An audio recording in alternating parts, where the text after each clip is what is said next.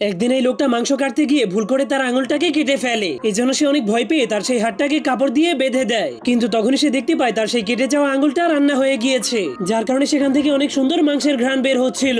এজন্য তার জিভে পানি চলে আসলে সে নিজেকে কন্ট্রোল করতে না পেরে সেই আঙুলটাকে খেতে শুরু করে দেয়। কিন্তু সেটাকে খাওয়ার পর থেকেই সে নিজেকে অপরাধী মনে করতে শুরু করে দেয়। এজন্য সে কসম করে আজকের পর থেকে সে আর কখনোই মানুষের মাংস খাবে না। কিন্তু তখনই সে হঠাৎ করে ভাবতে শুরু করে মানুষের শরীর তো দুই পাশে সমান সমান হওয়া উচিত। যদি ডান হাতের একটা আঙুল না থাকে তাহলে বাম হাতেরও একটা আঙুল কেটে ফেলা উচিত। এজন্য সে তার বাম হাতেরও একটা আঙুল কেটে রান্না করে খেয়ে ফেলে, যার কারণে এখন সেই লোকটার মানুষের মাংস খাওয়ার নেশা হয়ে গিয়েছিল।